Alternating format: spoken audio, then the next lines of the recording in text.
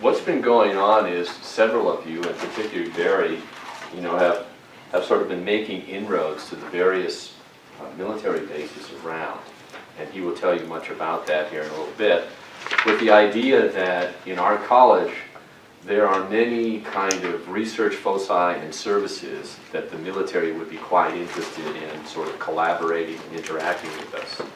Everything from obviously food and nutrition, which is sort of Barry's sort of bailiwick, to interacting with the child care centers, to personal financial planning associated with military families, to post-traumatic stress disorder and other clinical symptomatology, all sorts of variations on a theme that hover under the umbrella of, in fact, military family. And one of the big drawbacks, because I think many of you have come to my office and said, I've got this great idea, but can I have access to Canon?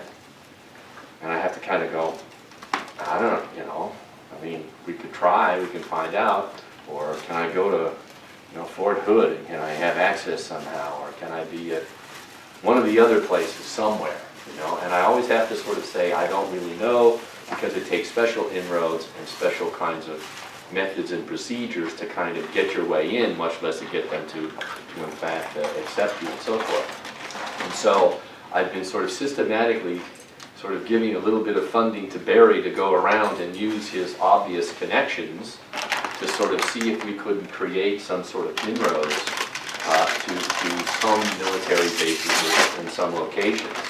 And lo and behold, after a series of travels and a series of interactions, Barry has indeed established some inroads, partly for his own work, partly for some of your related work, but in many ways arising opportunities which in fact you could perhaps plug yourself into and take benefit from if the opportunity were to sort of congeal. And so our purpose in sort of being here is to strategize about a kind of master plan, a strategy, a kind of common sort of document that would sort of represent what our interests are, what we would like to do, and try to make some determination in a coordinated way if we can actually get access to these places, because it's a tightrope to walk. There are many things you have to be doing, many things you have to be aware of, things you can do, things you can't do, and those are hopefully going to kind of come about as a result of listening to Barry for a while about his area in particular,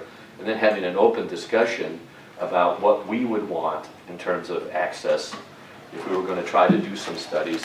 What we want to do, by the way, that I know is going to be importantly mapped on to what it is that they want. They're not going to probably give you free rein, but they're going to say, we need help with, we would appreciate collaboration with.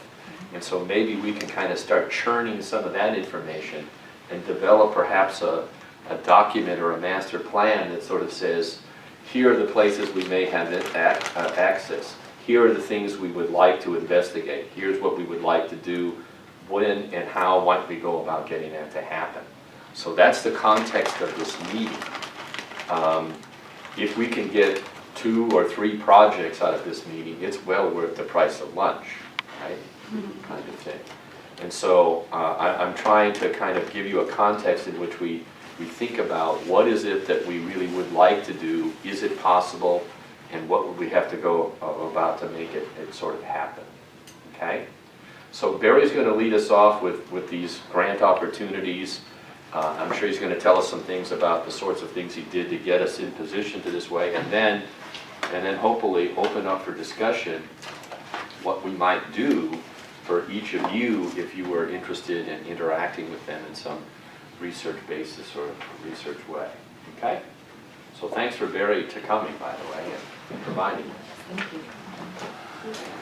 Good morning. Good morning. For those of you that don't know me, I am Barry McCool, and I work in College of Human Sciences, obviously, the RIM program. And I want to give you a little bit of my background on why I'm interested in working with the military and some of the things that you need to take into consideration that are showstoppers in working with the military. I was a high school dropout. I dropped out of high school, joined the Marines, in 1965, and I did 2.5 tours in Vietnam as a platoon sergeant, squad leader, and I was at Quezon, Jilin, Con Thien, Da Nang, some of those tropical paradise vacation spots. I did that for 6 years, and then I got my first degree, and the Navy recruited me to fly jets for them, and I was a naval officer, and I flew jets off of 5 different aircraft carriers on 6 deployments to both the Pacific, Indian Ocean, and the Mediterranean. So I have about 22 years experience dealing with the military. And I've seen it from both sides. I've seen it from the enlisted side of the family, and I've seen it from the officer side of the family. At the same time, I have dealt with issues that are prominent, that you will see in my presentation, in today's military. Issues that need to be addressed. As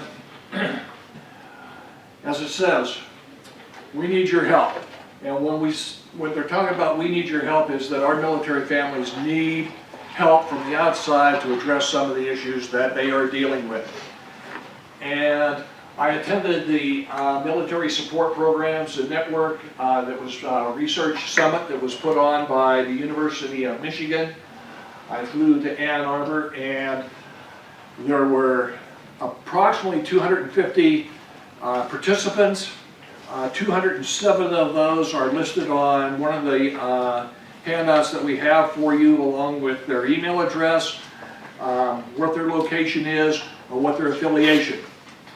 And this was a great conference that got a lot of attention from every aspect of the military, because families are what makes the military work. This Natural Research Summit had 3 issues that they addressed. The first issue dealt with children and youth research priorities. These are areas that they want research and the collaboration between universities and the military. Some of the issues are increased incidence of PTSD, post-traumatic stress disorder, among military children. We've been aware of post-traumatic stress disorder, or post-traumatic stress syndrome, ever since Vietnam. We have done a tremendous disservice to the Vietnam veterans by not addressing this problem. It has only come up from Afghanistan, the enduring freedom, and the Iraqi war and Afghanistan wars, that it is now recognized as something that back in World War II was called combat fatigue. And when they say military children, what is happening is, because of multimedia and social media, children are being affected by this from their parents that are coming back or are in combat. And it's a trickle-down effect.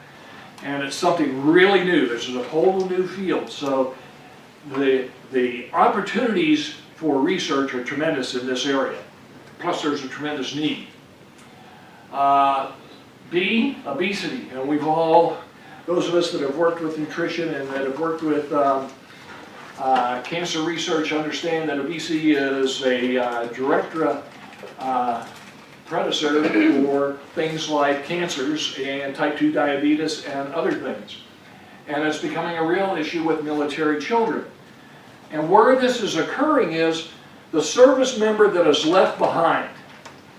It's either the spouse, or if you have both service members are in the military, like mother and father both are service members, normally the military won't deploy both of them to a combat area or deploy them on a ship together at the same time. The military does make an effort that one is home with the children or one is deployed, but it doesn't always happen. And there's been many, many incidents where both, because of the needs of the service, both were deployed, and the child rearing became about the responsibility of immediate family, usually the grandparents.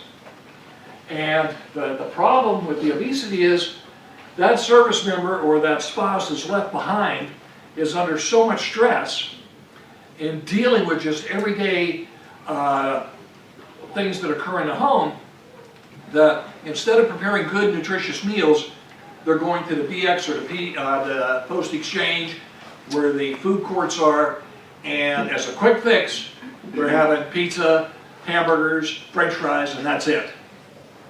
And if you look at the military bases, you see McDonald's, Burger King, Taco Bell, and then at the food court, all these other things. So this is a real issue. There's also the issue of behavioral problems with children at home and in school. It's a direct result of this. It's a direct result of lack of a parental figure, dad not being there as a disciplinarian, or if mom is the disciplinarian, dad's there and he has a lackadaisical attitude on taking care of the kids while she's deployed. So there's a lot of problems associated with this. And also there is the developing of age-specific interventions. What they're looking for is you, the researchers, you, the experts in these fields, developing interventions that can address these problems. And the military is really interested in this type of collaboration between colleges and universities and their military. Okay, understanding key indicators of specific child development problems with military families. What they're really talking about here is, unlike most families, especially if you are in academia, you are usually in one institution for, you know that you're going to be here for a 6-year period probably, for tenure and promotion and things like that. Or if you're the spouse and you're teaching as an adjunct, you're going to be in this location. In the military, every 4 years, on average, you're moving to a new base. And if your primary caregiver is a critical military specialty, MOS, that person may be transferred every 6 months. Speaking from myself, I was in 6 different high schools in 1 year. That is not conducive to doing well in high school. You don't have any friends, you don't develop any kind of contacts, you don't develop any kind of social peer environment. You're always the new kid in town, you're always the new person, and it's really a stressful situation. The second category was couples. And the first thing that was addressed is an all-time high in the number of suicides. And in some of the handouts that I have for you, it talks about the increased suicide rate amongst military families. And one thing that the articles talk about, or is not talked about, is the fact that it's not the service member, but it's the wife and children are committing suicide. And so there's a real increase in suicides. Not good. It needs to be addressed. It's an open field for research and evaluation. Drastic increase in post-traumatic stress disorder. We've talked about that. This is a field that's getting a lot of attention. And then we have substance abuse and divorce rates are on a rise. The military thought that if I had both male, female, both spouses were in the military, that families would be drawn together because they're sharing the experience of combat, they're sharing the experience of being in the military, and that divorce rates would go down. That's not the case. And I'm going to address one of the big issues in a few minutes. Substance abuse. There's an article that I attached here in that commanders are really uptight about military members and the use of tobacco products and the abuse of tobacco products. In combat areas like Afghanistan, commanders of units are specifically stating, if you go outside the wire, you do not take any smoking products with you whatsoever. You don't take any oral tobacco products with you. If you're inside the wire, you only use these products inside your quarters, your tent. If you light up a cigarette outside, you have a 50-50 chance of getting zapped. The problem is more and more of our service members, men and women, are going to oral tobacco products, snuff and leaf tobacco. And there's a logical reason for this. Because of the climate in Afghanistan, high desert environment, your mouth tends to dry out when you're out on combat patrols, or you're at 14,000 foot elevation in the COHS. The tobacco keeps your mouth moist, and so our men and women are using these oral tobacco products. The problem is commanding officers don't appreciate people spitting out tobacco juice all over the area. And I was talking to one of the, as you'll see in this handout that I gave you with the M-SPAN, there's a lot of generals, there's a lot of admirals, and colonels listed here. And when I interviewed them when I was at the conference, I got a lot of feedback from them. And one of the things was, one general said, when I was commanding in Afghanistan, I had placards put up. Do not spit inside these quarters. And they had to go outside, and they had butt kits set up, what we would call spittoons back in the 1860s, for people to use for their habit, whether it was leaf tobacco or the use of snuff. The downside to all that is the increased rates of dental problems in our military forces, and the fact that we're seeing, in the last 10 years, we've seen a rise in oral cancers associated with the carcinogens that are in the tobacco leaf itself. And this is a rising problem that needs to be addressed. Stress on deployed service member due to social media.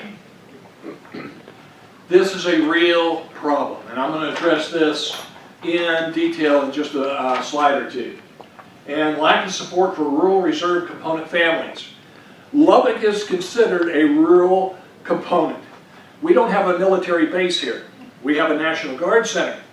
But our military reserves and National Guard folks here in Lubbock don't have the support that a regular military base has. Now, we're talking about things like legal services, we're talking about medical care, we're talking about commissaries, we're talking about post exchanges, we're talking about child development centers, daycare centers.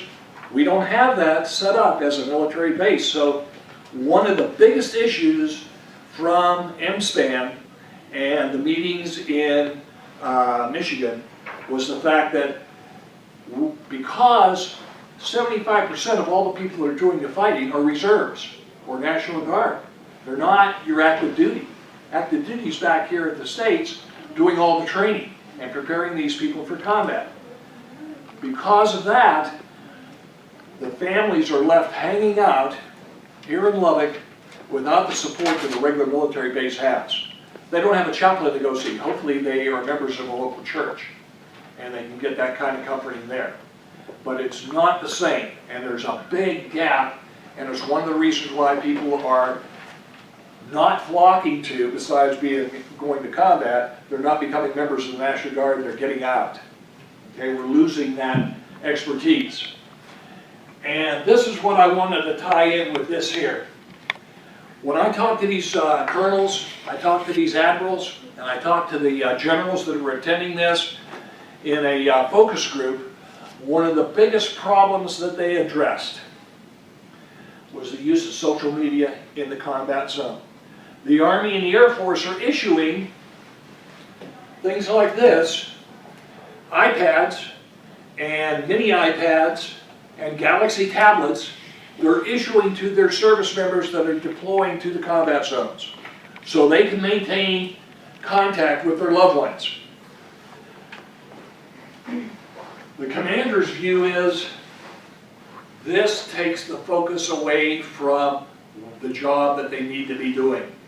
When I send that patrol out on a 7-day large long-range reconnaissance patrol, those service members that have just been talking to their families on iPad are thinking about the problems that are happening at home, the car that needs to be repaired, the washing machine that just died, the fact that Johnny just got 4 Fs on his report card, and they're not focused in on doing the job, and we have people getting killed.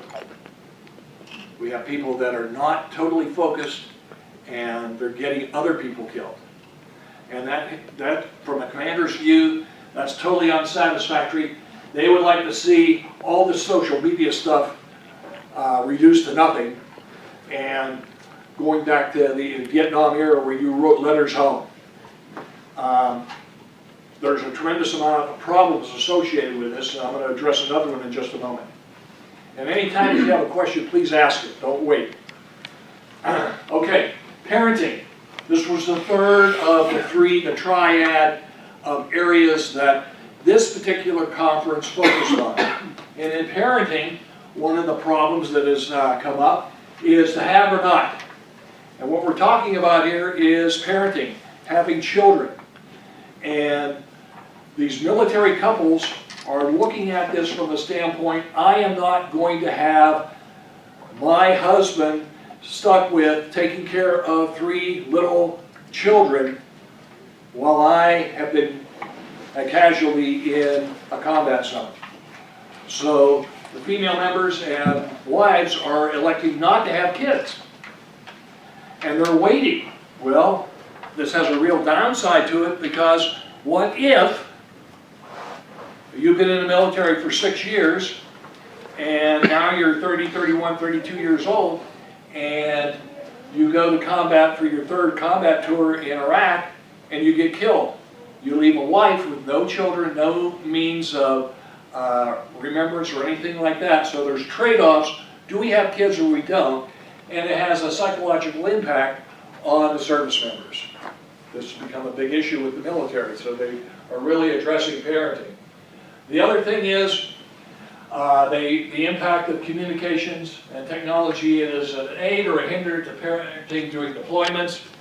The social media aspect of it, is it worth doing? And here's the problem. Where's Daddy?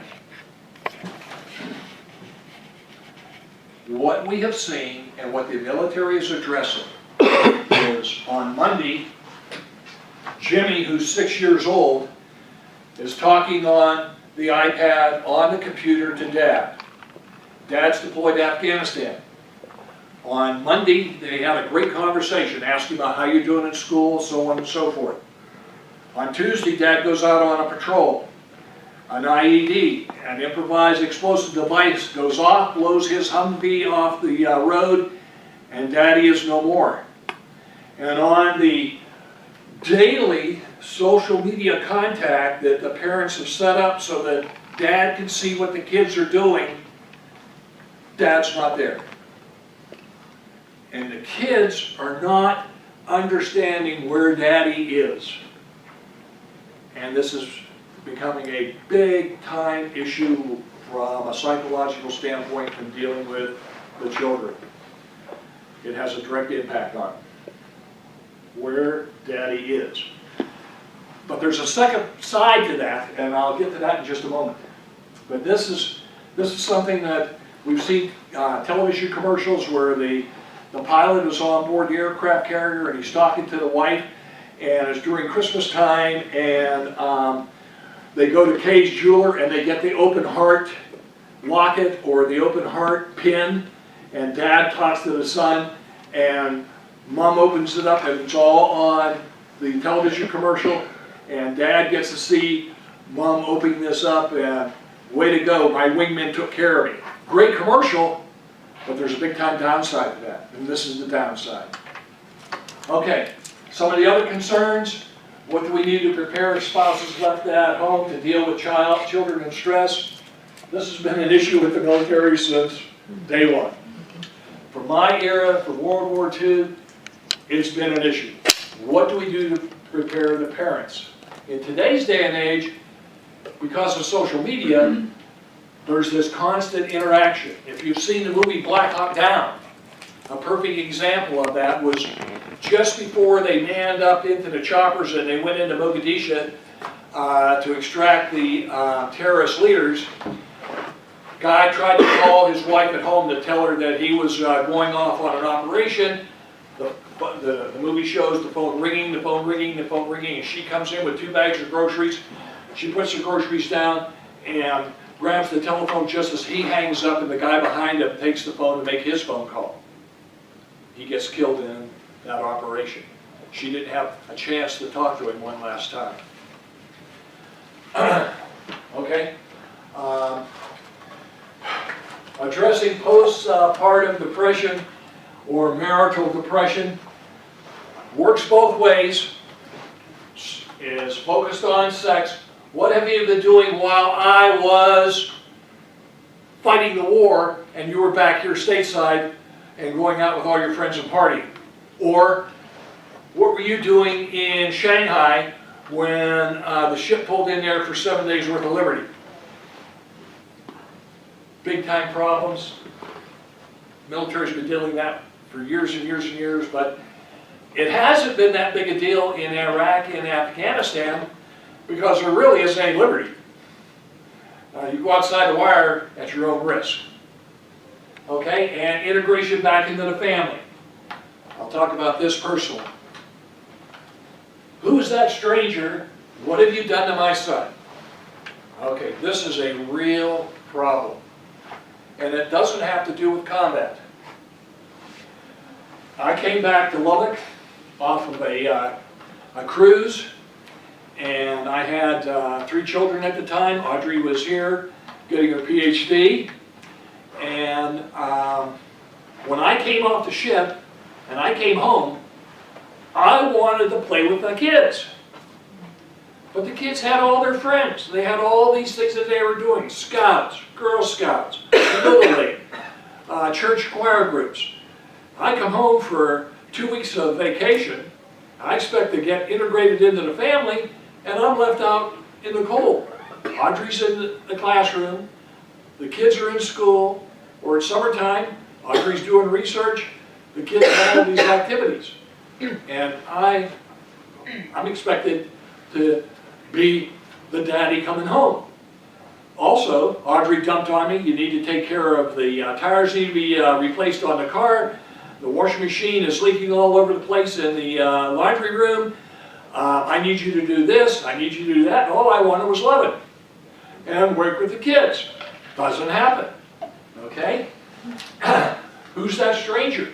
I came back from Vietnam, and my 4-year-old little girl, the second night home, we go to the drive-in theater to see the original Herbie and the Go-Mobile, and I'm sitting in the front seat, Audrey's driving, and this little white-haired 4-year-old says, "Who's that man? I don't like him. Tell him to go home." And I'm trying to integrate. It ain't happening. Okay? Willie, my oldest son, was 8 years old, actually 7 years old at the time when I came back from my last tour in Vietnam. And, you know, I'm a rough, tough sergeant in the Marine Corps. I'm playing football at Camp Pendleton, and I'm teaching people how to shoot, getting ready to go back to Vietnam. And I'm wrestling with Willie on the shag carpeting in the house, and he starts crying. I said, "What the hell are you crying for? I just pushed you down on the soft carpeting." And so I asked God, "What have you done to my son? He's a sissy." Well, Dad hadn't been around for 13 months. He's gotten it bigger now in the sports, and suddenly Dad comes home, this great big giant, and he wants to wrestle with him and stuff like that. The kid was terrorized.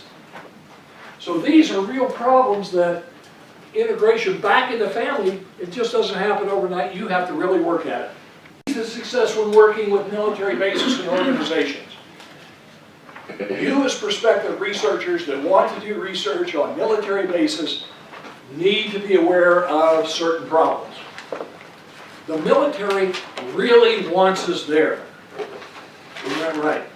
Yes, sir. They are so excited to get exposure that they welcome us with open arms for the most part, because nobody gives them any attention. And so when a university comes in there and wants to do research, the people are really happy to see us. They really want to work with us. Okay, make sure, if all possible, you have a former member of the military who happens to be faculty as a member of your research team. It is critical. And there are enough of them on campus here that you should be able to collaborate with an individual that has been in the military to help you understand, if you haven't been a spouse of a military member, to understand how the military works and what their mindset is. So that is key number one. There's another reason for that, and that's this. IRB and military security clearances for base access. If you have a service member that is retired, and they have in their possession, they happen to have a military ID card. This is a gold card. This gets you through the main gate. Okay? This gets you through the main gate and on the bases. Plus, if you have that service member that acts as that interface between you, the civilian, in their eyes, the professors, and that they can bond, they know that there's somebody there that understands how the military works, is a big key. Have a research plan that's doable and will have a visible, measurable impact on the military. Just coming in and doing a survey and the military not getting anything out of it isn't going to work. There has to be something that's measurable that they can see that this is beneficial to them as an organization. You have to have that component in your research plan. And they have to be able to see it up front. It can't be, well, at the end, we're going to be publishing this. That's not good enough. There has to be some material, something that they can actually visualize and see the benefit of them allowing you to come in and disrupting their normal routine. Okay, first contact. We're not talking about Star Trek here. First contact, critical to your success, because you will most likely only have that one meeting with the power structure, the commanders of that operation, that will have the final approval for your study. They're going to delegate this down to director level. If you're working with children like Catherine and I are at Cannon and at Fort Bliss, that commanding officer delegates this down to the Family Services Director, who's usually a GS-16 government service level 16 person that coordinates and runs all the child development centers. And then they delegate it down to the individual managers of each one of the child development centers that you're going to be working with. But it is critical that at this first meeting that you get this person's attention, that you have your presentation, your dog and pony show, whatever, down pat. He or she, that commanding officer, has a very narrow window that they have for you for that particular presentation. They have 15,000 other things that they're doing that day.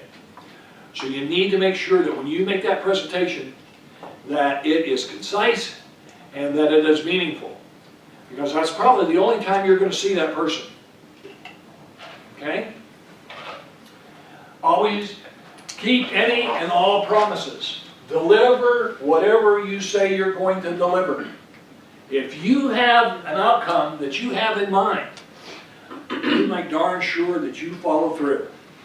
If you say you're going to be there on October 10th to do data collection, do not cancel. If faculty members can't accompany you, you use graduate assistants or students. But you be there when you say you're going to be there, and you be there ready to go. Because they are interrupting their schedule, their time for you to be there. It is written into the plan. And if you make changes to it, your credibility has just gone down the tube with the military. Remember, this is key. You're working with a very close community. A very close community. They are a family. And they are used to operating in that. They have a very tunnel vision view of life as a whole. They have vast different timelines than what you have, and their priorities are a whole lot different than what your priorities and what you're used to working here at a university. You have to work in their schedule. And sometimes it can be really frustrating. It can be really frustrating. You may think you are a #1 priority because you have this great obesity in children and military families, grant and research project, and you're really hot to trot and everything, but these individuals have 5 other priorities. I have 2 commands that are deploying back to Afghanistan that I have to take care of. That means I have 6,000 troops and their families that I am taking care of. So their priorities may be a whole lot different than your project. You have to be flexible, okay? Flexible. These individuals are working in a high-stress environment, a lot higher stress than we are here at the university level, and they're making life and death decisions on a daily basis. And that was the hardest thing for me to do. The hardest thing for me to do when I retired was when I started working for corporate KFC, when a area manager said, you know, you need to make sure that your 5 restaurants have their P&Ls ready. I was on those 5 managers as soon as that person was gone. I took it as a direct order, not realizing that they're talking about 2 months from now. And I treated everything like a life or death situation when I was flying jets. You know, I had a crewman on board. We're yanking and banking and flying air combat maneuvers. I had his life in my hands, or her. And it was hard to let go of that. It was hard to get out of that mindset that every single thing that I did had to be totally focused. It had to be done right now. You never put off anything. And my employees just didn't operate that way. When I would tell a customer service worker, you need to go mop the bathroom, I expected it to be done right now, and they did it 10 minutes from now, and I was going berserk. I told you 10 minutes ago to do this. Well, I was checking in this inventory. And my response was, well, the inventory can wait. You need to do this right now because there's water there. And it was really hard to release that. So you're working with people, or you will be working with people that are tremendously focused on mission accomplishment. They have high-stress environment, and they're used to making these kind of decisions. So you need to take that into consideration. They are not going to respond to your request instantaneously. It's probably going to be on a back burner. And Catherine and I have seen this up personal and close with like Fort Hood, where we originally wanted to do the 2nd phase of this research that we are doing with the military, and Fort Hood put this on a back burner, and then after 3 or 4 months, when I finally got a hold of the person to say, hey, what's the story, the immediate response I got, yelled at over the telephone, was, I don't have time to screw around with Texas Tech and you. I have, you know, with the new president's edict, I have to figure out how I'm going to run 5 child development centers with a 20% reduction in budget right now. And hung up on me. That's why we're doing Fort Bliss instead of Fort Hood. Because Fort Bliss says, hey, we want you. Okay. Can the university work successfully with the military? Current research. Dr. Jai and I have a research grant that we're working with. Cannon Air Force Base in Clovis, New Mexico, and Fort Bliss in El Paso, Texas. Phase 1 was done with Cannon Air Force Base. We have the results of that. We are going to cross-correlate with the results that I hope to get tomorrow when I take a crew of 1 postdoc student, 1 master's student, and 1 undergraduate student to Fort Bliss. And we're doing our data collection at 5 daycare centers that have a possibility of 900 individual families. This is a pilot study with an N of 900. That's best case or worst case scenario, depending on how you look at it. But they are 100% supporting us. They are really looking forward to us coming. To give you an example, a month ago, I took posters to be put up in each one of the daycare centers, and the managers of each daycare center took that poster, they put it up in a prominent area, and they have been working with the families, getting them to understand that we were coming this week to do the data collection, and they are encouraging and emphasizing to those parents to participate in the study, to take the time to fill out the survey forms. That is great support when you're doing research. That's the kind of support that the military can give you if you approach it from the right direction. Okay, what we're doing is this right here.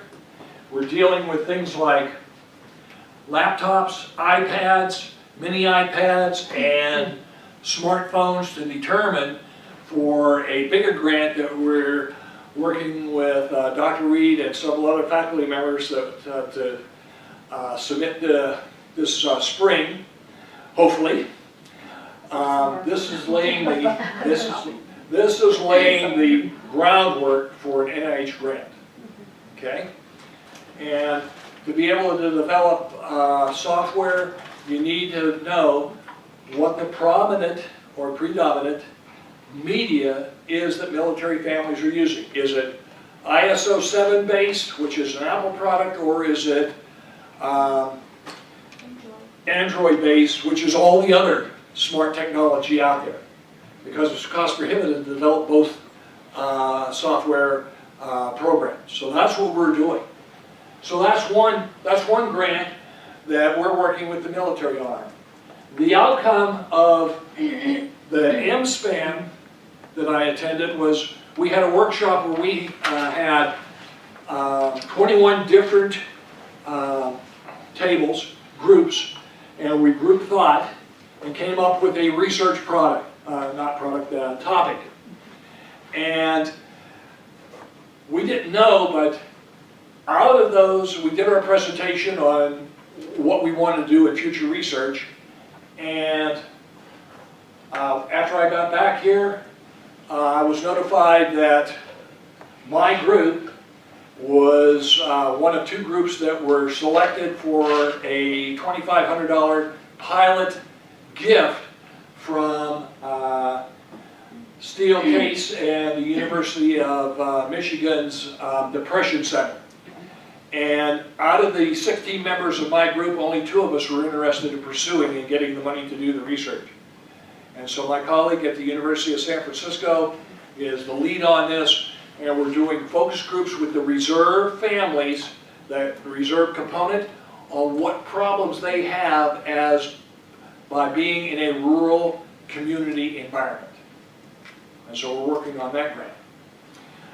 Funding. This is just the tip of the iceberg here.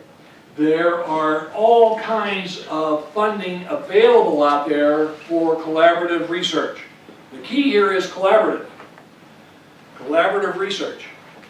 The Department of the Army, the Department of Defense, the Steel case here gave us the $2,500. I know it doesn't sound like much, but it's a foot in the door.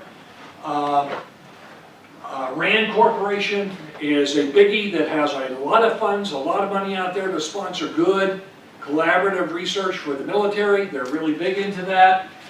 The RAND Corporation developed the Delphi qualitative research methodology in the 50s.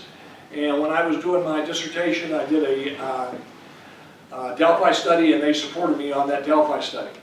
So this is just some of the USDA has funds available that you can apply for that have direct application to the military. This is included in the handouts that I have for you. Finally,